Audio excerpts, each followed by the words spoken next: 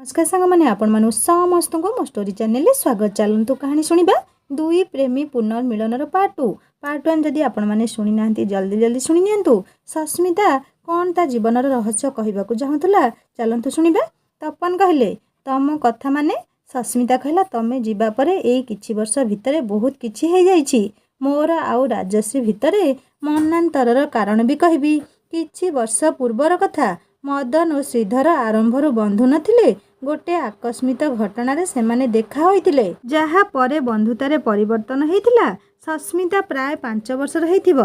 श्रीधर छुट्टी रे घर को आसीतिले तेणु से सस्मिता और जयंती खाइबाकू बाहर को नेकी आसीतिले। रेस्टोरेंट रु खाइकी बाहरिबा बेलको सस्मिता जयंती का हाथ छाड़ी दौड़ी गला। पछकू देखी दौड़ुथिबारु से जणे वेटर देहरे बाड़ेई ही गला। से वेटर हाथ रे गरम खाइबा धरिथिले जहा सस्मिता उपरे पड़िबा आगरू मदन ताकू टाणी नेइथिले जहा फଳରେ तांका हाथ रे खाइबा पड़ी हाथ पोड़ी जाइतिला। श्रीधर मदन को डाक्टरଙ୍କ पाखकू नेई तांका हाथ रे ड्रेसिंग करे तांका घरे नेई छाड़िथिले। एहा थिला तांका बंधुतार मूल भित्ति। किछि दिन भितरे आउ एक दुखद घटना सेमानकू आहुरी निकटतर करितिला। से घटनाटी थिला मदन का स्त्री रमांकर आकस्मिक मृत्यु।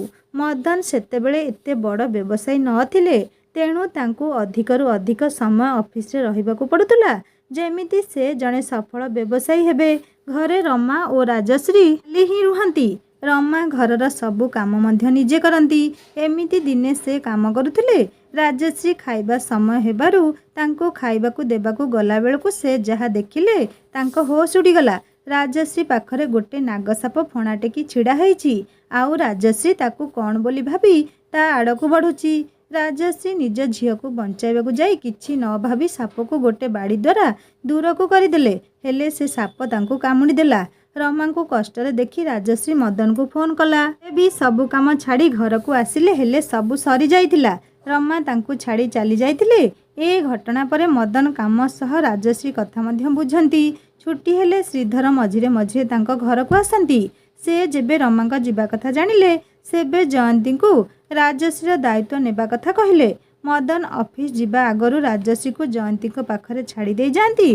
पुणी घर को जीवा बेले को निज सह घर को नहीं जाती। जयंती खूब भलरे दुई झील का जत्न नियंती। से केबे भी सस्मिता आउ राजश्री भितरे पार्थक्य करि नथिले। स्मिता और राजश्री एका बयसर थिले। दुहे एका संगरे गोटिए स्कूल ना लिखैले। एबे मदन का व्यवसाय बहुत बढ़ी जाइतिला जहा पाई तांको चलिबा खर्च आदि मध्य बढ़ी जाइतिला। प्रथमे तो राजश्री खूब मिसिकी रुहे सस्मिता सह हेले निज आर्थिक परिस्थिति स्वच्छल हेबा द्वारा से सस्मिता को दृष्टि रे देखिबाकू लागिला। प्रत्येक कथारे प्रत्येक जिनिसरे सस्मिता को यह अनुभव कराए कि से गोटे मध्यवित्त परिवार झियो आउ से निजे गोटे धनी घरर झियो जहा पाई सस्मिता ताठारु दूरता रक्षा करबाकू लागिला। स्कूल जीवा बेले दुहे सांगरे बस रे जाउथले। मदन को कार आसिया परे दुहे सेथिरे गले। हेले राजश्री व्यवहार बदलिबार सस्मिता एका निज साइकेल जीवा पसंद कला। राजश्री जेते बदली जाइथिले मध्य मदन ठीक पूर्व परी व्यवहार करुथिले। दिने मदन निजे सेमानंकु आनिबाकू स्कूल जाइथिले। से स्कूल बाहर छिड़ा हेई सेमानंकु अपेक्षा करिथिले। से देखिले सस्मिता प्रथमे निज साइकेल धरी जीवाकू बाहरिला। मदन ताकू अटकाई निज गाड़ी पाखकू आनिले। सेतेबेलकू राजश्री भी बाहर को आसी सारिथिला। सस्मिता को निज बापांग सह कथा हेउथुवा देखि से रागिगला। दुही को न देखिला भली हाथ छंदी गाड़ी को आउजे हेई छिड़ा हेइगला। मदन सस्मिता को पचारिले मारे तू साइकेल ले कौन पाई जीबू गाड़ी अछि ना। पुणी सस्मिता कहला मते मो साइकेल ले जीवा पसंद तम गाड़ी रे नुहे। मदन कहले किए कहला ए गाड़ी आमर एटा तो गाड़ी भी जेमिति राजश्री मो झियो तू भी मो झियो। आज चल आम घर को मु तम घरे कहीदेवी तू मो सांगरे जाउछु बोली। स्मिता कहला हेले मो साइकेल। मदन कहले मु काहाकू कही पठेई देबी तम घर को एबे मो सांगरे चल। केते दिनरु मो झियो सह भलरे कथा पदे भी हेइनी। एबे राजश्री राग कहली न सरे। से गाड़ी रे बसी डोर को रागरे बंद करदेला। मदन निज झियर एमिति प्रतिक्रिया देखी आश्चर्य थिले। सस्मिता कारण जानी पारी जीवाकू मना करिथिला हेले मदन बाध्य करिबारु को जीवाकू पड़िला। ଘରେ ପହଞ୍ଚିବା ପରେ ମଦନ ଦୁଇ ଝିଅଙ୍କୁ ବସେଇ ଆଣିଥିବା ଜିନିଷ ସବୁକୁ ତାଙ୍କୁ ଦେଲେ। ପ୍ରଥମରୁ ମଦନଙ୍କ ସସ୍ମିତା ପାଇଁ ଏମିତି ବ୍ୟବହାର ଦେଖି ରାଜଶ୍ରୀ ରାଗିକି ଥିଲା। ପୁଣି ଏବେ ସସ୍ମିତା ପାଇଁ ଏତେ ସବୁ ଜିନିଷ ଆଣିବାର ଦେଖି ସେ ଈର୍ଷା କରୁଥାଏ, ଯାହା ପାଇଁ ସେ ଭୁଲି ଯାଇଥିଲା କି ତା ପାଇଁ ବି ବହୁତ କିଛି ଆସିଛି। ସେ ଦେଖିଲା ସସ୍ମିତା ଗୋଟେ ବହୁତ ସୁନ୍ଦର କଣ୍ଢେଇଟିଏ ଧରିଛି। ରାଜଶ୍ରୀ ସେ କଣ୍ଢେଇଟିକୁ ଆଣିବାକୁ ହାତ ବଢ଼େଇଲା, ହେଲେ ସସ୍ମିତା ଟିକେ ପଛକୁ ଘୁଞ୍ଚିଗଲା। ମଦନ ରାଜଶ୍ରୀକୁ ବୁଝେଇ କହିଲେ, ମା ଏଟା ପା ସସ୍ମିତା ପାଇଁ ଆଣିଛି, ତୁ ତୋ ଜିନିଷ ସବୁ ଦେଖେ, ସେଥିରେ ବି ବହୁତ ବଢ଼ିଆ କଣ୍ଢେଇ ସବୁ ଅଛି। ରାଜଶ୍ରୀ କହିଲା, ନା ମୋତେ ଏଇଟା ଦରକାର। ମଦନ କହିଲେ, ହଉ ଠିକ୍ ଅଛି, ଆମେ ଏବେ ମାର୍କେଟ ଯାଇ ନେଇ ଆସିବା ତୋ ପାଇଁ, ଏଟା ସସ୍ମିତାକୁ ରଖିବାକୁ ଦେ। ରାଜଶ୍ରୀ କହିଲା, ମୋତେ ଏଇଟା ହିଁ ଦରକାର, ନହେଲେ ନାହିଁ। ଏମିତି କହି ଗୋଡ଼ କଚାଡ଼ି ସେଠୁ ଚାଲିଗଲା। ସସ୍ମିତା ଓ ମଦନ ତାକୁ ସେମିତି ଚାହିଁ ରହିଥିଲେ। ମଦନ କଥା ସମ୍ଭାଳିବାକୁ ଯାଇ କହିଲେ, ପିଲାଟା ଟିକେ ରାଗିଗଲା, ତୁ ଖରାପ ଭାବିବୁନି। ସସ୍ମିତା କହିଲା, ନାଇଁ ମଉସା, ମୁଁ ଖରାପ ଭାବୁନି। କଣ୍ଢେଇଟିକୁ ବଢ଼େଇ ଦେଇ, ମଉସା ଏଟା ତାକୁ ଦେଇଦେବେ, ମୋର ଦରକାର ନାହିଁ। ମଦନ କହିଲେ, ନା ମା ଏଟା ତୋର, ତୁ ହିଁ ରଖ, ତା କଥା ମୁଁ ବୁଝିବି, ତା ରାଗ ଶାନ୍ତ ହେଲେ ଆପେ ବୁଝିଯିବ। ମଦନ ସସ୍ମିତାକୁ ତାଙ୍କ ଘରେ ଛାଡ଼ିକି ଆସିବା ପରେ ରାଜଶ୍ରୀ ପାଖକୁ ଗଲେ। ରାଜଶ୍ରୀ ଏବେ ବି ଡ୍ରେସ୍ ନ ବଦଳାଇ ମୁହଁ ଫୁଲେଇ ବସିଥିଲା। ମଦନ ତା ପାଖରେ ଯାଇ ବସିବାରୁ ସେ ଉଠିକି ଖଟରେ ମୁହଁ ମାଡ଼ିକି ଶୋଇଗଲା। ମଦନ ପୁଣି ଆସି ତା ପାଖରେ ବସି ରାଜଶ୍ରୀ ମୁଣ୍ଡକୁ ଆଉଁସିଲେ। ମଦନ କହିଲେ, ଏଇ ଛୋଟ କଥା ପାଇଁ କିଛି ତୁ ମୋ ଉପରେ? ରାଜଶ୍ରୀ ଉଠିପଡ଼ି କହିଲା, ଏଇଟା ଛୋଟ କଥା ନୁହେଁ, ତମେ ମୋ ବାପା, ଯାହା ଆଣିବ ମୋ ପାଇଁ ଆଣିବ, ମୋ କଥା ଶୁଣିବ, ତାର ନୁହେଁ। ମଦନ କହିଲେ, କିଏ ମନା କଲା ମୁଁ ତୋ ବାପା ନୁହେଁ ବୋଲି? କିଏ ମନା କଲେ ବି ହେବନି। ମୋତେ ଗୋଟେ କଥା କହ, ତୁ ଛୋଟବେଳେ ଯେତେବେଳେ ଜୟନ୍ତୀ ମାଉସୀଙ୍କ ପାଖରେ ରହୁ, କ'ଣ ସେ ତୋର ଆଉ ସସ୍ମିତା ଭିତରେ ପାର୍ଥକ୍ୟ ରଖନ୍ତି? ରାଜଶ୍ରୀ ନାଁରେ ମୁଣ୍ଡ ହଲେଇଲା। ଯେବେ ଶ୍ରୀଧର ମଉସା ଘରକୁ ଆସନ୍ତି, ତୋ ପାଇଁ ବି ସମାନ ଜିନିଷ ନେଇକି ଆସନ୍ତି କି ନାହିଁ? ଶୁଣ ମା, ଗୋଟେ କଥା କହୁଛି ମନେ ରଖ, ତୁ ବଡ଼ ହେଲୁଣି, ଏସବୁ କଥା ତୋର ଜାଣିବା ଦରକାର। ଆମ ଜୀବନରେ ପ୍ରତିଟି ଲୋକ ପାଇଁ ଆମ ମନରେ ଏକ ସ୍ୱତନ୍ତ୍ର ସ୍ଥାନ ଥାଏ, ଯାହା କେବଳ ସେ ମଣିଷ ପାଇଁ। ସେ ଜାଗା ଆଉ କେହି ନେଇପାରିବେନି। ତୁ ସିନା ମୋର ଗୋଟେ ଝିଅ, ଯଦି ଆଉ କିଏ ତୋର ଭାଇ କି ଭଉଣୀ ଥାନ୍ତେ, ତାହେଲେ ମୁଁ ତମ ସମସ୍ତଙ୍କର ବାପା ହେଇଥାନ୍ତି, ହେଲେ ବି ସମସ୍ତଙ୍କ ପାଇଁ ମୋ ମନରେ ଗୋଟେ ଅଲଗା ଜାଗା ଥାନ୍ତା। ଏମିତି ଯେବେ ଭାବିବୁ ନା, ଆଉ କେବେ ଏ ଡର ରହିବନି କି ମୁଁ ତୋଠୁ ଦୂରେଇ ଯିବି କିମ୍ବା ତୋ ପାଇଁ ମୋ ସ୍ନେହ କମିଯିବ। ମଦନ ବୁଝେଇବା ପରେ ରାଜଶ୍ରୀ ଚୁପ୍ ହେଇ ତାକୁ କୁଣ୍ଢେଇ ପକେଇଲା। ମଦନ ଭାବିଲେ ତାଙ୍କ ଝିଅ ବୁଝିଗଲା, ହେଲେ ରାଜଶ୍ରୀ ମନେ ମନେ ଭାବୁଥିଲା, ବାପା ତମେ ଯେତେ ବୁଝାଅ, ତମର ସବୁ ଜିନିଷ ମୋର, ଆଉ ମୁଁ ମୋର କିଛି ବି ଜିନିଷ କାହାକୁ ଦେବିନି। କିଛି ସମୟ ଭାବିବା ପରେ ସେ ମଦନକୁ କହିଲା, ବାପା ଆଜି ସନ୍ଧ୍ୟାକୁ ଆମେ ସସ୍ମିତା ଘରକୁ ଯିବା। ମୁଁ ତାକୁ ଏତେ ସବୁ କହିଦେଲି, ତା ପାଇଁ କ୍ଷମା ମାଗିବି। ମଦନ ବହୁତ ଖୁସି ହେଇଗଲେ। ତୁ ନିଜ ଆଡ଼ୁ କ୍ଷମା ମାଗିବା କଥା କହିଲୁ, ଠିକ୍ ଅଛି, ଆମେ ନିଶ୍ଚୟ ଯିବା। ସନ୍ଧ୍ୟାକୁ ଦୁହେଁ ସସ୍ମିତା ଘରକୁ ଗଲେ। ଶ୍ରୀଧର ସେତେବେଳେ ଘରେ ହିଁ ଥିଲେ। ମଦନ ତାଙ୍କ ସହ କଥା ହେବାରେ ଲାଗିଗଲେ। ଜୟନ୍ତୀ ସେମାନଙ୍କ ପାଇଁ ଆଉ ପିଲାଙ୍କ ପାଇଁ କିଛି ଖାଇବା ତିଆରି କରିବାକୁ ସେଇ ଘରକୁ ଚାଲିଗଲେ। ରାଜଶ୍ରୀ ସସ୍ମିତା ସହ ସସ୍ମିତା ରୁମ୍ରେ ଯାଇ ବସିଗଲା। ତା ଆଖି ମଦନ ଦେଇଥିବା କଣ୍ଢେଇ ଉପରେ ପଡ଼ିଲା। ସେ ତାକୁ ନେବାକୁ ଯିବା ବେଳକୁ ସସ୍ମିତା ଅଟକାଇଲା। ସସ୍ମିତା କହିଲା, ସେଟା ମୋର, ମୁଁ ତ କେବେ ତୋ ଜିନିଷରେ ଲାଗୁନି, ପୁଣି ତୁ କ'ଣ ପାଇଁ ଲାଗୁଛୁ? ରାଜଶ୍ରୀ କହିଲା, ସେଟା ମୋ ବାପା ଆଣିଛନ୍ତି, ମାନେ ସେଟା ମୋର, ଯଦି ସେଟା ମୋର ନୁହେଁ ତ ମୁଁ ତୋର ବି କରିବାକୁ ଦେବିନି। ଏତିକି କହି ରାଜଶ୍ରୀ ଦେଖୁ ଦେଖୁ ସେ କଣ୍ଢେଇଟିକୁ ଭାଙ୍ଗିଦେଲା। ସସ୍ମିତା ତାକୁ ଠେଲି ଦେଇ ବାହାରକୁ ମଦନକୁ ଡାକିବାକୁ ଗଲା। ଫେରିବା ବେଳକୁ ରାଜଶ୍ରୀ ସେମିତି ତଳେ ବସି ସେ ଭଙ୍ଗା କଣ୍ଢେଇକୁ ଦେଖି ହସୁଥିଲା। ମଦନ କହିଲେ, ରାଜଶ୍ରୀ ତୁ ଏ କଣ୍ଢେଇ ଭାଙ୍ଗିଛୁ? ରାଜଶ୍ରୀ କହିଲା, ହଁ, ଆଉ ଏ ସବୁ ଟ୍ରଫି ବି ଭାଙ୍ଗିଦେବି। ମୁଁ ବି ଭଲ ପଢ଼େ, ଭଲ ଖେଳେ, ବାକି ସବୁରେ ଭଲ କରେ, ହେଲେ ଖାଲି ସସ୍ମିତାକୁ ହିଁ କାହିଁକି ଏସବୁ ମିଳେ? ଯଦି ଏସବୁ ମୋର ନୁହେଁ, ତାହେଲେ ସସ୍ମିତାର ବି ହେବନି। ଏତିକି କହି ସେ ଟ୍ରଫି ଆଡ଼କୁ ବଢ଼ୁଥିଲା ଯେ ମଦନ ତାକୁ ଟାଣି ଆଣି ଗୋଟେ ଚାପୁଡ଼ା ମାରିଲେ। ମଦନ କହିଲେ, ସସ୍ମିତା ଏସବୁ ମୋ ପାଇଁ ହେଲା, ତୁ ମନ କଷ୍ଟ କରନି, ତୋ ପାଇଁ ଆଉ ଗୋଟେ କଣ୍ଢେଇ ଆଣିଦେବି। ଶ୍ରୀଧର ଆମେ ଆସୁଛୁ ଏବେ। ମଦନ କାନ୍ଦୁଥିବା ରାଜଶ୍ରୀକୁ ନେଇ ସେଠୁ ଚାଲିଗଲେ। ତାଙ୍କ ଯିବା ପରେ ଶ୍ରୀଧର ରାଗରେ ସସ୍ମିତାକୁ ଧରି କହିଲେ, ତୋର କ'ଣ ଦରକାର ଥିଲା ମଦନକୁ ଡାକିବା? जदि तांक देइथिबा खेलना तांक झियो भांगीदेला तोर कौन गला। गाली करबा सह सस्मिता को मारिले मध्य। जयंती बहुत चेष्टा कले तांको अटकेइबाकू, हेले श्रीधर कहा कथा शुणिबा लोक नथिले। ए घटनाटी भविष्यत पई गोटे एमिति क्षत सृष्टि करिदेला जे जाहाकू केही भल करि परिलेनी। राजश्री निज ईर्षा प्रकृति पई माड़ खाइतिला, हेले स्मिता केवल सत कहिथिबारु एहा परे सस्मिता श्रीधरଙ୍କ सह मिसिबा भूलिगला। श्रीधर घरे न रहुथिबारु सस्मिता सबुबेले तांक सह समय बितेबाकू चाहे, हेले एबे तांक रहिबा सत्वे तांक ठारू दूरता रक्षा करे। ता सिना निज मनर दुख को निज भितरे चापी रखे। केबे ताकू केते कष्ट होउथला सेदिन बिना दोषरे गाली आउ माड़ खाइला, हेले भी बाहर को केबे देखाएनी। हेले राजश्री तार संपूर्ण विपरीत।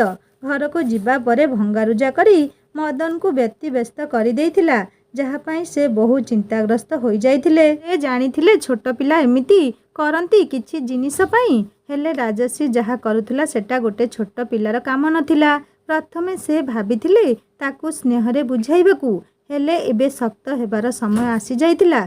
स्कूल जाए से राजश्री को जेमिति सेमिति बुझेई संभाली नेले।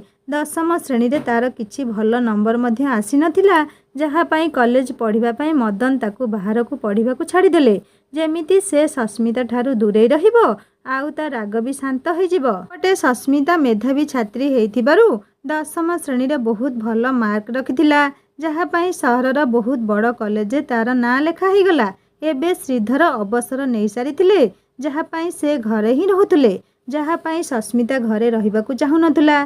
भाग्य को ता कले तांको घर ठारू दूर रे थिला, जहाँ पाई से हॉस्टेल रहला। एबे ता जीवन आग भली साधारण भाबरे चलिला। थिला किछि दबक ना थिला ईर्षा, थिला केवल संतुष्टि आउ स्वाधीनता। दीर्घ 6 वर्ष परे सस्मिता घर को फेरिला। एई किछि वर्ष ताकू बहुत बदलई देइथिला। जेउ झियो मुहरु कथा भी कष्टरे बाहरे, आजी ता मुहरे अलगा प्रकारर आत्मविश्वास झलसुथाए। से फैशन डिजाइनिंग रे निज स्नातक डिग्री हासिल करिथिला। एबे से निजर डिजाइनिंग व्यवसाय आरंभ करबाकू चाहुथुला। दिने घरे सुविधा देखी श्रीधर और जयंती को इच्छा विषय कहला।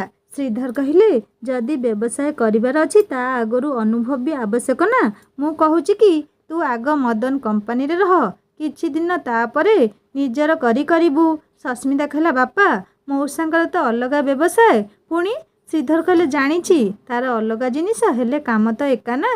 से केबे तते जणे कर्मचारी भली देखिबनी, से तो ठारू काम आदाय करिबाकू तते काम शिखेइबाकू चेष्टा करिबो। तेणु तोर सेठी आग चेष्टा करिबा ठीक हेबो। सस्मितार जमा भी इच्छा नथिला, ता पछरे कारण थिला राजश्री। जदि से निज परिश्रम करिकि भी मदन को कंपनी रे चाकरी करे, ताहले राजश्री कथा सत हेबो। ज्ञान आगरे टंकार मूल्य रहिबनी। जणे मेधावी छात्री हे मध्य राजश्री बापांक कंपनी चाकरी करिबाकू पड़िबो। जदि से एबे ए कारण पई करे, ताहले श्रीधर पुणी रागी जिबे। से रागिले निश्चय कहा उपरे सुझेइबे, फलरे तांक परिवार भितरे ही अशांति सृष्टि हेबो। ता अपेक्षा हाँ कले सेमानक जीवन रे शांति तो रहिबो। आउ एते वर्ष भितरे राजश्री बदली भी जाई थाई पारे। एते सबो कथा भाबी शेषरे हाँ कही ए विषय आउ किछि नकारात्मक भाबिबनी बोली निश्चित कला। परदिन साक्षात्कार पाई मदन को ऑफिस को गला। सीधा मदन को केबिन को गला। केबिन डोर खोलु खोलु मदन ताकू देखी खुशी हो गले। मदन कहले, अरे माँ तू आ भीतर को आ। सस्मिता तांको पाद छुई आशीर्वाद नेला। मदन कहले, तू केबे आसिलु एठिकी? सस्मिता कहला, काली ही आसिली। एठिकी गोटे काम रे आसीची। मदन कहले, जानिछि श्रीधर मते सबु कहिछि, हेले तू एठिकी आसी गलुनी बोली कहि नथिला। तू जमा भाबिबुनी कि मु तते तो योग्यता न देखि एठी रखिबी। मु अन्य मानक सह जेमिति व्यवहार करे, तांको चयन जेमिति करे सेमिति ही करिबी। सस्मिता कहला, मु भी ठीक एई कथा चाहे। जदि मते निजर भाबी काम देबे, निश्चिंत मु आजी पार हे जिबी, हेले किछि शिखि परिबिनी, जहा आगु को बहुत बाधा सृष्टि करिबो। तू आजी मो इंटरव्यू नेबे ना आउ केबे? मदन कहले, तो चाकरी पक्का। सस्मिता कहला, एबेठु केमिति कहले जे मते किछि पचारि नाहंती भी। मदन कहले, एबे टिके आगरु तू जहा कहिलु सेटा ही यथेष्ट तो चयन करिबा पई। मते एमिति पिला तो दरकार जिए निज योग्यता बलरे किछि करिबाकू चाहंती, ना कि चिन्हा बलरे। मु एबे कहि देउची, रिसेप्शन तते तपन सह देखा करई देबे।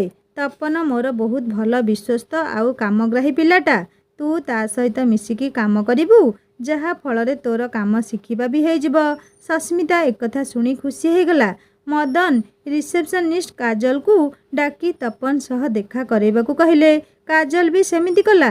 ତପନ ସହ ପ୍ରଥମ ଦେଖାରେ ଖାଲି ହାଏ ହାଲୋ ହେଇଥିଲା, ଯାହା କେବଳ ଥିଲା ଔପଚାରିକତା ବଶତଃ। ତପନ କିଛି କାମ ଦେଇ ନିଜ କାମରେ ବ୍ୟସ୍ତ ହେଇଗଲା। ସସ୍ମିତା ଅନେକ ଥର ତାକୁ ଦେଖୁଥାଏ, ହେଲେ ତପନ ଏ ଦୁନିଆରେ କୋଉଠି ଥିଲା ଯେ ସେ ନିଜ କାମରେ ଏମିତି ଲାଗିଥାଏ ଯେ ସବୁ କିଛି ଭୁଲିଯାଏ। ଦିନେ ଦୁଇ ଦିନ ତ ଏମିତି ଚାଲିଲା, ହେଲେ ତାପରେ ସସ୍ମିତାକୁ ବହୁତ ଚିଡ଼ା ଲାଗୁଥିଲା। ତାକୁ ଏମିତି ଲାଗୁଥିଲା ଯେମିତି ତପନ ପାଇଁ ସେ ସେଠି ନଥିଲା। ଏମିତି ବି ଖାଇବା ଅବକାଶ ବେଳେ ବି ତପନ ନିଜ କେବିନରେ ଖାଇକି ପୁଣି ନିଜ କାମରେ ଲାଗିଯାଏ। ଏମିତି କିଛି ଦିନ ଚାଲିବାରୁ ସ୍ମିତା ଆଉ କିଛି କରିବ ବୋଲି ଭାବିଲା। ସେ ମନେ ମନେ ସ୍ଥିର କଲା, କିଛି ବି ହେଉନା କାହିଁକି ତପନକୁ ସେ ନିଜ ଭଳି କରିବ ହିଁ କରିବ। ୟା ପଛରେ ଗୋଟେ ମୁଖ୍ୟ କାରଣ ଥିଲା କି ତପନ ଗୋଟେ ବହୁତ ଭଲ ପିଲା, ଜଣେ କର୍ମଚାରୀ ହିସାବରେ ବି ଆଉ ଜଣେ ମଣିଷ ହିସାବରେ ବି। ଏତେ ଭଲ ପିଲାର ଏ ଦୁନିଆରେ ଥିବା ଖୁସି ଉପରେ ପ୍ରଥମ ଅଧିକାର ଅଟେ ବୋଲି ଭାବିଲା। ପ୍ରତିଦିନ ସେ ନିଜ ଘରୁ ସ୍କୁଟିରେ ଆସେ। ଦିନେ ଜାଣିକି ତପନ ଘରକୁ ଯିବା ସମୟରେ ନିଜ ଗାଡ଼ିର ଟାୟାର ପଙ୍କଚର କରି କରୁଣ ଦୃଷ୍ଟିରେ ସାହାଯ୍ୟ ଆଶାରେ ଏପଟ ସେପଟ ଅନାଉଥିଲା। ତପନ ସେଇ ବାଟ ଦେଇ ଯିବାବେଳେ ସସ୍ମିତା ହାତ ହଲଉଥିବାର ଦେଖି ନିଜ କାର ଅଟକେଇଲା। ସସ୍ମିତା ଗାଡ଼ି ପାଖକୁ ଆସି କହିଲା, ସାର୍ ଦୟାକରି ମୋର ସାହାଯ୍ୟ କରିବେ। ମୋ ଗାଡ଼ିର ଟାୟାର ପଙ୍କଚର ହେଇଗଲା, ମୋତେ ଟିକେ ଆମ ଘର ପାଖରେ ଛାଡ଼ିଦେବେ। ତପନ ଆସି ବସିବାକୁ କହିଲା।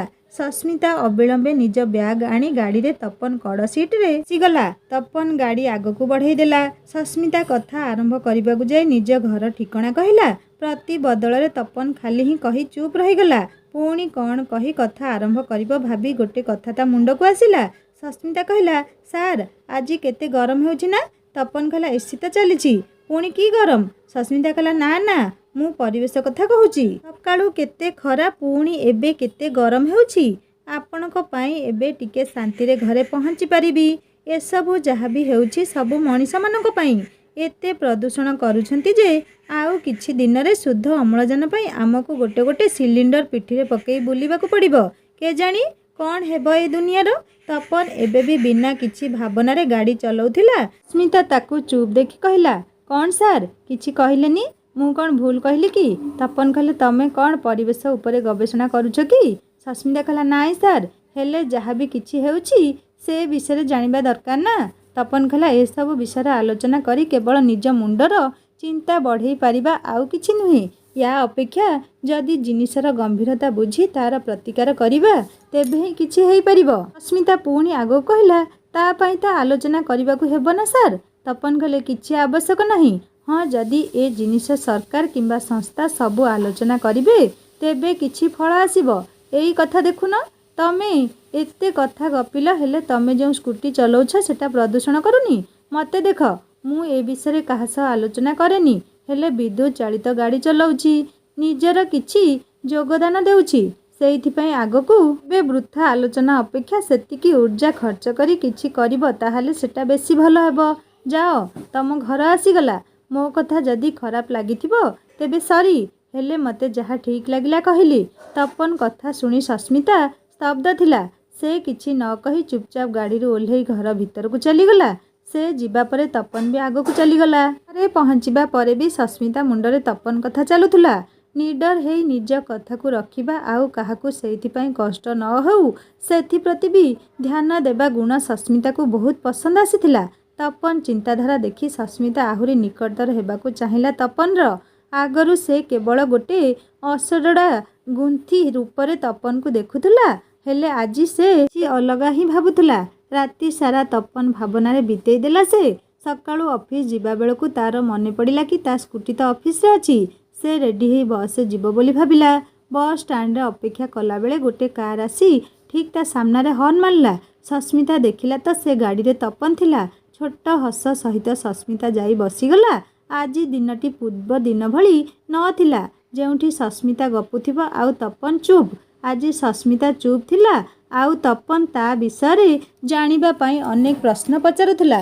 ତପନ କହିଲା, କାଲି ମୋର ଏମିତି କହିବା ତମକୁ ଖରାପ ଲାଗିଲା? ସସ୍ମିତା କହିଲା, ନା ନା, ଓଲଟା ବହୁତ ବଡ଼ ଶିକ୍ଷାଟିଏ ଦେଲ ମୋତେ। ହେଲେ ଆଜି ତମେ ଏପଟେ। ତପନ କହିଲା, ମୋ ଘର ବି ତମ ଘରଠୁ ଟିକେ ଆଗରେ। ବାଟରେ ତମକୁ ଦେଖିଲି ତ ଜାଣିଗଲି କି କାଲି ତମ ସ୍କୁଟି ଅଫିସରେ ରହିଯାଇଥିଲା, ଯାହା ପାଇଁ ତମେ ଆଜି ବସ୍ରେ ଯାଇଥାନ୍ତ। ସସ୍ମିତା ଖାଲି ହସି ଦେଇ ରହିଗଲା। ଗାଡ଼ିରୁ ଓହ୍ଲେଇ ଭିତରକୁ ଯିବା ବେଳକୁ ଆଉ ଗୋଟେ ବଡ଼ ଗାଡ଼ି ଆସି ଅଫିସ ଗେଟ୍ ଠିକ୍ ସାମ୍ନାରେ ଅଟକିଲା। ଗାଡ଼ିରୁ ଗୋଟେ ଝିଅ ସନ୍ଗ୍ଲାସ୍ ଓ ଆଣ୍ଠୁ ଯାଏର ୱାନ୍ ପିସ୍ ପିନ୍ଧି ଓହ୍ଲେଇଲା। ତାକୁ ଦେଖି ଅଫିସର ସମସ୍ତେ ଶୁଭ ସକାଳ ଜଣାଇଲେ। ସେ ଝିଅ ଆଉ କେହି ନୁହେଁ, ରାଜଶ୍ରୀ ଥିଲା। ସସ୍ମିତା ଓ ତପନର ଆଖି ତା ଉପରେ ପଡ଼ିନଥିଲା, କାରଣ ସେମାନେ ଭିତରକୁ ଯାଉଥିଲେ। ହେଲେ ରାଜଶ୍ରୀର ନଜର ସସ୍ମିତା ଉପରେ ପଡ଼ିସାରିଥିଲା। ଆଉ ତାର ଏମିତି ହସି ହସି ଭିତରକୁ ବା ରାଜଶ୍ରୀ ଆଖିରେ କଣ୍ଟା ଭଳି କଷ୍ଟ ଦେଉଥାଏ। ଅଫିସରେ ଯାଇ ରାଜଶ୍ରୀ ସସ୍ମିତା ବିଷୟରେ ସବୁ ବିବରଣୀ ନେଇଥିଲା। ଆଉ ମନରେ କିଛି ଭାବିକି ଗୋଟେ କୁଟିଳତାପୂର୍ଣ୍ଣ ହସ ଦେଇଥିଲା। ସେଦିନଠାରୁ ତପନ ଭଲରେ ମିଶିବାକୁ ଲାଗିଥିଲା ସସ୍ମିତା ସହିତ। ସସ୍ମିତା ଏମିତି ବହୁତ ମିଳନସାର ଝିଅ ଥିଲା, ଆଉ ତା ପାଇଁ ତପନ ବି ସମସ୍ତଙ୍କ ସହ ମିଶିବାକୁ ଲାଗିଥିଲା। ରାଜଶ୍ରୀ ଏମିତି ତ କେବଳ ଦିନେ ଅଧେ ଅଫିସ ଆସେ, ହେଲେ ସସ୍ମିତାକୁ ଦେଖିବା ଦିନରୁ ସେ ସବୁଦିନ ଆସିବାକୁ ଲାଗିଲା। ସେ କିଛି ନା କିଛି କାମରେ ସସ୍ମିତାକୁ ନୀଚ ଦେଖାଏ। ଆଗ ଭଳି ଏବେ ବି ତାର ସମାନ ବ୍ୟବହାର ଥାଏ। ଯାହା ନ ଚାହୁଁଥିଲେ ବି ସସ୍ମିତା ସହେ, କେବଳ ନିଜ ବାପାଙ୍କ ପାଇଁ ଆଉ ନିଜ ପରିବାରର ଶାନ୍ତି ପାଇଁ।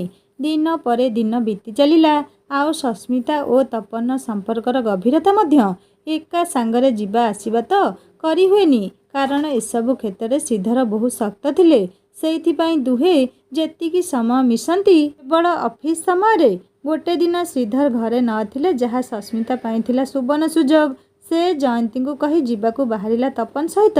ଦୁହେଁ ଗୋଟେ ରେଷ୍ଟୁରାଣ୍ଟକୁ ଯିବାକୁ ଠିକ୍ କରିଥିଲେ। ସେଦିନ ତପନ ସସ୍ମିତାକୁ ପ୍ରେମ ନିବେଦନ କରିବାକୁ ନିଶ୍ଚୟ କରିଥିଲା, ଯାହା ପାଇଁ ଗୋଟେ ଛୋଟ ଜାଗାରେ ପ୍ରସ୍ତୁତି ହୋଇଥିଲା। ପ୍ରଥମେ ତ ସସ୍ମିତାକୁ ଆଶ୍ଚର୍ଯ୍ୟ ଲାଗିଲା କି ସେମାନେ ଏମିତି ଅଲଗା ଜାଗାରେ କାହିଁକି ଆସିଲେ, କିନ୍ତୁ ତପନ ସହ ବିତେଇବାକୁ ମିଳିଥିବା ଏ ସମୟକୁ ସେ ଅନ୍ୟ କିଛି ଭାବି ନଷ୍ଟ କରିବାକୁ ଚାହୁଁନଥିଲା। ଦୁହେଁ ଏମିତି କଥା ହେଉଥିଲେ, ହଠାତ୍ ସବୁ ଲାଇଟ୍ ଲିଭିଗଲା। ସସ୍ମିତା ଟିକେ ଆଶ୍ଚର୍ଯ୍ୟ ହେଇଗଲା, ହେଲେ କ୍ଷଣକ ଭିତରେ ଏମିତି କିଛି ହେଲା ଯାହା ଦେଖି ତା ଖୁସିର ସୀମା ନଥିଲା। ସେମାନଙ୍କ ଟେବୁଲ ଉପରେ ଥିବା ଫୁଲଟି ଖୋଲିଗଲା, ଆଉ ତା ଭିତରେ ଗୋଟେ ଆଲୋକ ଜଳିଲା। ଫୁଲଟି ଭିତରେ ଗୋଟେ ମୁଦି ଥିଲା, ଯାହାକୁ ତପନ ନେଇ ଆଶାର ସହ ସସ୍ମିତା ଆଡ଼କୁ ଦେଖିଲା। ସସ୍ମିତା ଅବିଳମ୍ବେ ହଁରେ ସମ୍ମତି ଦେଇ ନିଜ ହାତ ତପନ ଆଡ଼କୁ ବଢ଼େଇ ଦେଲା। ଆଜି ଏ ସନ୍ଧ୍ୟାଟି ସେମାନଙ୍କ ପାଇଁ ବହୁତ ଖୁସିର ଥିଲା, ହେଲେ ତାଙ୍କ ଖୁସିର ଚନ୍ଦ୍ରମାକୁ ଗ୍ରାସ କରିବାକୁ ରାଜଶ୍ରୀ ନାମକ ଗ୍ରହଣ ଅପେକ୍ଷାରେ ଥିଲା। ସେଦିନ ରାଜଶ୍ରୀ ବି ନିଜ ସାଙ୍ଗମାନଙ୍କ ସହ ସେଠିକି ପାର୍ଟି କରିବାକୁ ଯାଇଥିଲା, ଆଉ ସସ୍ମିତା ଓ ତପନକୁ ଦେଖିଥିଲା। ସେଠିକି ଅନେକ ଥର ଯିବା ଆସିବା କରିବାରୁ ସେଠାକାର କର୍ମଚାରୀ ତାକୁ ଭଲ ଭାବରେ ଜାଣନ୍ତି। ସେମାନଙ୍କଠାରୁ ସେ ଜାଣିଲା କି ତପନ ସସ୍ମିତାକୁ ପ୍ରେମ ନିବେଦନ କରିଛି। ରାଜଶ୍ରୀ ରାଗରେ ପାଟି ଅଧାରୁ ଘରକୁ ଆସିଯାଇଥିଲା। ଏବେ ତା ମୁଣ୍ଡରେ ଚାଲୁଥିଲା କି ସେ କେମିତି ତପନକୁ ହାସିଲ କରିବ। ସସ୍ମିତାର ହସ ହସ ମୁହଁ ଦେଖି ସେ ଏତେ ଈର୍ଷା କରୁଥିଲା ଯେ ସେ ଭୁଲି ଯାଇଥିଲା ତା ଦ୍ୱାରା କେତେ ବଡ଼ ଭୁଲ ହେବାକୁ ଯାଉଛି। ସମାଜରେ ଟଙ୍କାର ବଳକୁ ସର୍ବୋତ୍କୃଷ୍ଟ ମାନୁଥିବା ଝିଅ ଭୁଲି ଯାଇଥିଲା କି ସେ ତା କମ୍ପାନୀରେ କାମ କରୁଥିବା ଜଣେ ସାଧାରଣ କର୍ମଚାରୀକୁ ନିଜର କରିବାକୁ ଚାହୁଁଛି। ପରେ ପଛେ ସେ ତାକୁ ଖାତିର ନ କରିପାରେ, ହେଲେ ଏବେ ତାକୁ କଣ ଦରକାର ଥିଲା କେବଳ ସସ୍ମିତାକୁ ଦୁଃଖରେ ଦେଖିବାକୁ। ସେଦିନ ପରଠାରୁ ରାଜଶ୍ରୀ କିଛି ବି ବାହାନା କରି ସସ୍ମିତାକୁ ଅନ୍ୟ କାମରେ ଲଗେଇ ଦିଏ, ଆଉ ନିଜେ ତପନ ନିକଟତର ହେବାକୁ ଲାଗିଲା। ସସ୍ମିତା ସବୁ ଦେଖେ, ସବୁ ବୁଝେ ମଧ୍ୟ, ହେଲେ ମଦନଙ୍କ ମୁହଁକୁ ଦେଖି କିଛି କୁହେନି। ତପନ ବି ବୁଝୁଥିଲା ରାଜଶ୍ରୀ ତା ନିକଟତର ହେବାକୁ ଚାହୁଁଛି, ହେଲେ ସେ ସସ୍ମିତା ପାଇଁ ନିଷ୍ଠାବାନ ଥିଲା। ରାଜଶ୍ରୀ ବହୁତ ପ୍ରକାରେ ତାକୁ ଆକର୍ଷିତ କରିବାକୁ ଚେଷ୍ଟା କରେ, ହେଲେ ଆକର୍ଷଣର ବଶବର୍ତ୍ତୀ ତ କେବଳ ଇନ୍ଦ୍ରିୟ ହୁଅନ୍ତି, ହୃଦୟ ନୁହେଁ। ତପନ ଓ ସସ୍ମିତାର ପରସ୍ପର ପ୍ରତି ଏଇ ବିଶ୍ୱାସ ହିଁ ତାଙ୍କ ପ୍ରେମର ସ୍ପନ୍ଦନ ଥିଲା। ଏବେ ଆସିଗଲା ସେଇ ଦିନ ଯେଉଁଦିନ ତପନ ଦେହ ଖରାପ ହେଇଥିଲା। ସେଦିନ ଯାହା ବି ହେଇଥିଲା ସେଟା ସତ ନଥିଲା, ଓଲଟା ରାଜଶ୍ରୀର ଚାଲ ଥିଲା। ସେ ପିଅନକୁ କହି ତପନ ପାଣିରେ ଏମିତି କିଛି ବଟିକା ମିଶେଇ ଦେଇଥିଲା ଯାହା ତାକୁ ବିଚଳିତ କରିଥିଲା। ସେ ନିଜ ଚିହ୍ନା ଡାକ୍ତରଖାନାକୁ ନେଇ ସେଠାକାର ଡାକ୍ତରଙ୍କୁ ଟଙ୍କା ଦେଇ ମିଛ ରିପୋର୍ଟ ତିଆରି କରିବାକୁ କହିଥିଲା। ରାଜଶ୍ରୀ ଭଲରେ ଜାଣିଥିଲା କି ତପନ ଯଦି ନିଜ ରୋଗ ବିଷୟରେ ଜାଣିବ, ତାହେଲେ ନିଶ୍ଚୟ ସସ୍ମିତା ଠାରୁ ଦୂରେଇବ, ଆଉ ସସ୍ମିତା ଦୂରେଇବା ପରେ ସେ ଟଙ୍କା ଦେଇ ତପନକୁ ଭଲ କରିବ, ଆଉ ସେ ଭଲ ହିଁ ହେବ। ତାପରେ ଟଙ୍କା ବୋଝ ତଳେ ତପନ ଭଳି ସ୍ୱାଭିମାନୀ ପିଲା ଚାପି ହେଇ ରାଜଶ୍ରୀ ପ୍ରେମକୁ ସ୍ୱୀକୃତି ଦେଇ ନିଜର କରିନେବ। ହେଲେ ସେ ଜାଣିନଥିଲା କି ତପନ ନିଜେ ଏଠୁ ସବୁ ଛାଡ଼ିକି ଚାଲିଯିବ ବୋଲି। ତପନର ଯିବା ନିଶ୍ଚିତ ଭାବେ ରାଜଶ୍ରୀ ଯୋଜନାକୁ ବିଫଳ କରିଥିଲା, ହେଲେ ପୂରା ନୁହେଁ। ତପନ ଯିବା ଦ୍ୱାରା ସସ୍ମିତା ବି ତାଠାରୁ ଦୂରେଇ ଗଲା, ଯାହା ସେ ଚାହୁଁଥିଲା। ତପନ ବିନା ସସ୍ମିତା ଜୀବନ କେବଳ ଦୁଃଖ ଆଉ ଦୁଃଖମୟ ହେଇଯିବ। ଆଉ ଏ ଜିନିଷ ହିଁ ରାଜଶ୍ରୀକୁ ଶାନ୍ତି ଦେବ। ବର୍ତ୍ତମାନ ସବୁ ଶୁଣି ସାରିବା ପରେ ତପନ ମନରେ ଅନେକ ଗୁଡ଼ିଏ ପ୍ରଶ୍ନ ଉଙ୍କି ମାରୁଥିଲା। ରୁବିନାର ଆଖି ରାଗରେ ତମତମ ହେଉଥିଲା, ଯେମିତି ଯଦି ତା ସାମ୍ନାରେ ରାଜଶ୍ରୀ ଆସିଯାଏ ତାହେଲେ ସେ ତାକୁ ଛାଡ଼ିବନି। ନିଜକୁ ଅଟକାଇ ନ ପାରି ସେ ସସ୍ମିତାକୁ ପଚାରିଲା, ସେ ରାଜଶ୍ରୀ କୁଆଡ଼େ ଗଲା? ଏବେ ତ ତମ ଦୁଇ ଜଣଙ୍କୁ ଅଲଗା କରି ବହୁତ ଖୁସି ଥିବ। ବାହା ହେଲାଣି ନା, ଏବେ ବି ୟା ତା ଲୋକ ଉପରେ ଦୃଷ୍ଟି ପକାଉଛି। ସତ କହୁଛି, ଯଦି ସିଏ ମୋ ହାତରେ ପଡ଼ିଗଲା ତାହେଲେ କିଛି ନ କହି ତା ଉପରେ ବସି ପଡ଼ିବି ଯେ ଆଉ ପାଟିରୁ କଥା ବାହାରିବନି। ଗୋଟେ ଝିଅ ହେଇ ଏମିତି କେମିତି କଲା? ଭଗବାନ ଝିଅକୁ ସହିବା ଶକ୍ତି, ମମତା, ସ୍ନେହ ଆଦି ଗୁଣରେ ପରିପୂର୍ଣ୍ଣ କରିଛନ୍ତି। ହେଲେ ଏଭଳି ଗୋଟେ ଗୋଟେ ଝିଅ ସବୁ ନଷ୍ଟ କରୁଛନ୍ତି। ୟାଙ୍କ ପାଇଁ ଆମ ନାଁ ଖରାପ ହେଉଛି। ସସ୍ମିତା କହିଲା, ତମେ ଶାନ୍ତ ହୋଇଯାଅ, ଏସବୁର କିଛି ଆବଶ୍ୟକ ନାହିଁ। ଏବେ ଆମେ ଦୁଇ ଏକାଠି ଅଛୁ, ସେଟା ହିଁ ବଡ଼ କଥା। ଏତେ ବର୍ଷର ବିରହ ପରେ ମୁଁ ଭାବିନଥିଲି କି ତପନ ମୋତେ ମିଳିବେ। ତପନ କହିଲା, ତମେ ଏସବୁ କଥା କେମିତି ଜାଣିଲ? କ'ଣ ରାଜଶ୍ରୀ ନିଜେ କହିଛି? ସ୍ମିତା କହିଲା, ହଁ, ସେ ମୋତେ ସବୁ କଥା କହିଛି, ଯୋଉଟା ଜାଣିବା ପରେ ମୋର ବଞ୍ଚିବା ଆହୁରି କଷ୍ଟକର ହେଇଗଲା। ପ୍ରତିଟି ମୁହୂର୍ତ୍ତ ଗୋଟେ ଅପରାଧୀ ପରି ବଞ୍ଚିଛି ମୁଁ। ଯଦି ସେଦିନ ତମକୁ ଆଉ ଗୋଟେ ଝିଅ ସହ ଦେଖିବା କଥା ମୁଁ ବିଶ୍ୱାସ କରି ନଥାନ୍ତି, ତାହେଲେ ତମେ ବି ଏତେ କଷ୍ଟ ପାଇନଥାନ୍ତ। ତପନ କହିଲେ, ମୋତେ ତା ସହ ଥରେ ଦେଖା କରିବାର ଅଛି। ସସ୍ମିତା କହିଲା, କ'ଣ ପାଇଁ? ତପନ କହିଲା, ଉତ୍ତର ପାଇଁ କି ସେ ମୋ ସହ ଏମିତି କାହିଁକି କଲା। ସସ୍ମିତା କହିଲା, ତମକୁ ଆଉ କିଛି ଉତ୍ତର ମିଳିବନି। ତପନ କହିଲା, କ'ଣ ପାଇଁ? ସସ୍ମିତା ସେଇଠୁ କହିଲା, ରାଜଶ୍ରୀ ଆଉ ଏ ଦୁନିଆରେ ନାହିଁ। 5 ମାସ ତଳେ ସେ କର୍କଟ ରୋଗରେ ଏ ଦୁନିଆ ଛାଡ଼ି ଚାଲିଗଲା। ଡାକ୍ତରଖାନାରେ ଥିଲାବେଳେ ମୋତେ ଡାକିକି ସେ ସବୁ କଥା କହିଥିଲା। ତା ଯିବା ଆଗରୁ ବି ମୁଁ ବହୁ ଚେଷ୍ଟା କଲି ତମକୁ ଖୋଜିବାକୁ, ହେଲେ ବିଫଳ ହେଇଥିଲି। ସେ ତମକୁ ସବୁ ସତ କହିବାକୁ ଚାହୁଁଥିଲା। ମୁଁ ତା ମନକୁ ବୁଝାଇବାକୁ ଯାଇ କହିଦେଇଥିଲି କି ତମେ ମିଳିଲେ ନିଶ୍ଚୟ ସବୁ କହିବି, ହେଲେ ତମେ ନଥିଲ। କିନ୍ତୁ ଦେଖ, ଭଗବାନ ମୋତେ ତମ ସହ ଦେଖା କରେଇଦେଲେ ହିଁ। ତପନ କହିଲା, ମଦନ ସାର୍ ଏବେ କୋଉଠି? ସସ୍ମିତା କହିଲା, 7-2 ବର୍ଷ ହେବ ଚାଲିଗଲେଣି। ଖାଇବାରେ ଅନିୟମିତତା କାରଣରୁ ହୃଦଘାତରେ ସେ ଦୁନିଆ ଛାଡ଼ି ଚାଲିଗଲେ। ତାପରେ ହିଁ ରାଜଶ୍ରୀ ରୋଗ ବିଷୟରେ ଜଣାପଡ଼ିଥିଲା। ମୁଁ ତ ମଉସା ଗଲା ପରେ ଏଠି ନଥିଲି, ମୋ ବ୍ୟବସାୟ ପାଇଁ ପୁରା ଲାଗିଥିଲି। ହେଲେ ରାଜଶ୍ରୀ ମାଙ୍କ ଦ୍ୱାରା ମୋତେ ଡକେଇଥିଲା। ସେ ନିଜର ସବୁ ସମ୍ପତ୍ତି ବି ମୋ ନାଁରେ କରିଦେଇଛି। ରୁବିନା କହିଲା, ମୁଁ ଗୋଟେ କଥା ବୁଝିପାରୁନି କି ତମ ଘର ଆଉ ତମେ ଯୋଉଠି ରହୁଛ ତା ଭିତରେ ବେଶୀ ଦୂରତା ନାହିଁ, ହେଲେ ତମେ ଅଲଗା କାହିଁକି ରହୁଛ? ସସ୍ମିତା କହିଲା, ମୁଁ ଯେତେବେଳେ ମଉସାଙ୍କ କମ୍ପାନୀ ଛାଡ଼ିଥିଲି ସେତେବେଳେ ବାପା ବହୁ ରାଗିଥିଲେ କି ମୁଁ ଏମିତି ହଠାତ୍ ସବୁ ଛାଡ଼ିଦେଲି। ସେ କଥାରେ ମୋର ଝଗଡ଼ା ହୋଇଯାଇଥିଲା ବାପାଙ୍କ ସହ। ଆଉ ସେ ମୋତେ ସାଙ୍ଗମାନେ। ସସ୍ମିତାର ବାପା ସସ୍ମିତାକୁ କ'ଣ କହିଥିଲେ ଜାଣିବା ପାର୍ଟ 3ରେ। କାହାଣୀଟି କେମିତି ଲାଗୁଛି ମୋତେ ନିଶ୍ଚୟ କମେଣ୍ଟ କରି ଜଣାଇବେ। ଆଉ ଯଦି ପାର୍ଟ 1 ଆପଣମାନେ ଶୁଣି ନାହାନ୍ତି ତାହେଲେ ଜଲ୍ଦି ଶୁଣି ନିଅନ୍ତୁ। ଆଉ ଯଦି କାହାଣୀଟି ଭଲ ଲାଗୁଥାଏ ଲାଇକ୍ ଟିକେ କରିବେ, ସାଙ୍ଗମାନଙ୍କ ସହିତ ସେୟାର କରିବେ। ଆଉ ଯଦି ମୋ ଚ୍ୟାନେଲରେ ନୂଆ ଅଛନ୍ତି ତାହେଲେ ସବସ୍କ୍ରାଇବ୍ କରି ବେଲ୍ ଆଇକନ୍ ଦବାଇ ଦେବେ। ଆଉ ଗୋଟେ କଥା, ମୋର ଗୋଟେ ହିନ୍ଦୀ ଷ୍ଟୋରି ଚ୍ୟାନେଲ ଅଛି, ଯାହାର ଲିଙ୍କ୍ ମୁଁ ଏହି ଷ୍ଟୋରିର ଡେସ୍କ୍ରିପସନରେ ଦେଇଦେବି। ଆପଣମାନେ କ୍ଲିକ୍ କଲେ ସୁନ୍ଦର ସୁନ୍ଦର ହିନ୍ଦୀ ଷ୍ଟୋରି ପଢ଼ିପାରିବେ ଓ ଶୁଣିପାରିବେ। ଏବେ ମୋତେ ବିଦାୟ ଦିଅନ୍ତୁ, ପୁଣି ଆସିବି ଏହି କାହାଣୀର ପାର୍ଟ 3 ନେଇ। ରହୁଛି, ନମସ୍କାର, ଜୟ ଜଗନ୍ନାଥ।